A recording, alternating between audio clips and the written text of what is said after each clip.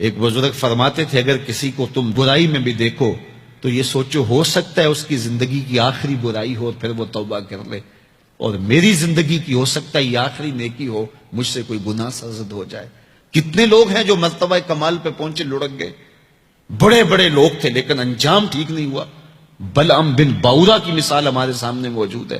بنی اسرائیل کا مستجاب الدعوات ولی تھا، اور جب ہاتھ پھیلا کے منہ پہ ہاتھ پھیرتا تو ہاتھ بعد میں منہ پہ جاتے، قبولیت پہلے ہو جاتی۔ لیکن اسی کے بارے میں قرآن نے کہا نا، مثلہ کمثل الکلب، اس کی مثال کتے کی مثال ہے۔ زبان لٹک گئی تھی، زمین چاٹتا تھا، چونکہ اس کے ہاتھ نبی کے خلاف اٹھ گئے تھے۔ اس نے سمجھا تھا میں مستجاب الدعوات ہو گیا ہوں، اب جو چاہوں جس کے بارے چاہوں بد دعا کر دوں، لیکن بد دعا اپنے حق میں نکل گئی، زبان لٹک گئی۔ اس لیے میاں صاحب بولے، پڑھنے اتے مان کرینا نہ آکھی میں پڑھیا، او جبار کہار صداوے متا روڑ دیوے دودھ کڑیا۔ تو اس لیے ہر وقت ڈرتے رہو۔ ابھی ملیکہ کہتے ہیں میں نے 30 اصحاب رسول سے ملاقات کی ہے، 30 اصحاب رسول سے، تو میں نے ہر شخص کو فکر مند پایا ہے۔ وہ کہتے تھے ہمارا انجام ٹھیک ہو جائے، انجام ٹھیک ہو جائے۔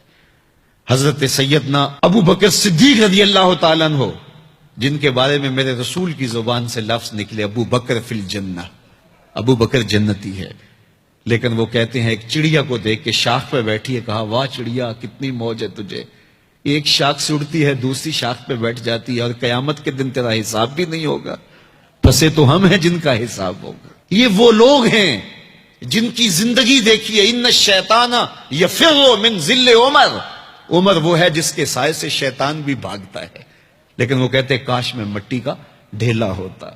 اللہ اکبر۔ حضرت عمر کہتے ہیں کہ اگر برابر سرابر بھی چھٹ گئے تو غنیمت جانیں گے، اگر برابر بھی چھٹ گئے تو پھر بھی غنیمت جانیں گے۔ یہ وہ لوگ ہیں جن کی زندگیاں تقوی سے عبارت تھی، اور اللہ کی خشیت جن کے سینوں کا نور تھا اور باطن کا سرور تھا۔ ہمارے بہت سارے معاملے اور بہت ساری خرابیوں کی جڑ یہ ہے کہ ہم نے اس دنیا کو اوڑھنا بچھونا بنا لیا۔ ایسے اس دنیا میں ہم زندگی گزار رہے ہیں جس طرح ہم نے اس دنیا سے کبھی جانا ہی نہ ہو۔ اس لیے دنیا کی بے رغبتی، دنیا کی بے رغبتی کا مطلب یہ نہیں ہے کہ ترک دنیا کیا جائے۔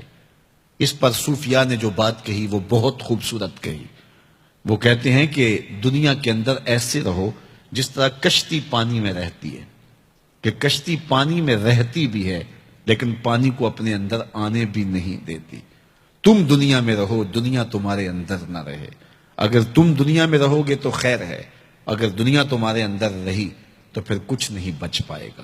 کشتی پانی میں رہے تو خود بھی تیرتی ہے، اوروں کو بھی تراتی ہے، لیکن اگر پانی کشتی میں آ گیا تو کشتی کو لے ڈوبے گا۔ اس کی رحمت کے دروازے کھلے ہیں، آج ہم اس کی چوکھٹ پہ آ جائیں، کل تو آنا ہی آنا ہے۔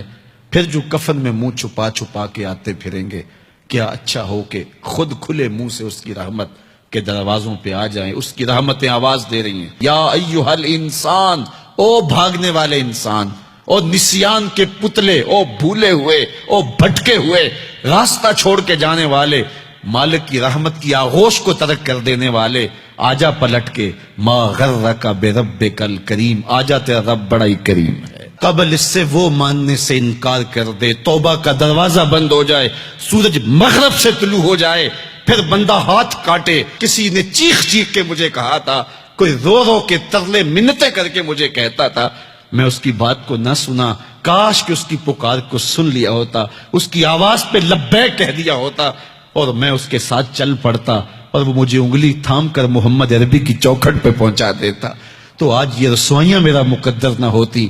صاحب آؤ، کتاب رحمت آواز دے رہی ہے، کتاب رحمت تمہاری انگلی تھام رہی ہے اور تمہیں حضور کی چوکھٹ تک پہنچا رہی ہے، اور آمنہ کا لال تجھے اپنے دامن میں لے کے رب سے مغفرت اور بخشش کا پروانہ لے کے دے رہا ہے۔ مجرم ہو تو منہ اشکوں سے دھوتے چلے آؤ، آؤ در تواب پہ روتے چلے آؤ، قرآن میں مذکور ہے بخشش کا طریقہ، سرکار کی دہلیز سے ہوتے چلے آؤ۔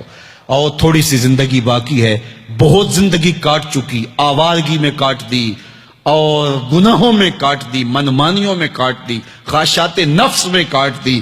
آئیے ابھی سے اپنے اندر کو تبدیل کر لیجیے، اپنے احوال کی تبدیلی کا عزم مصمم کر لیجیے۔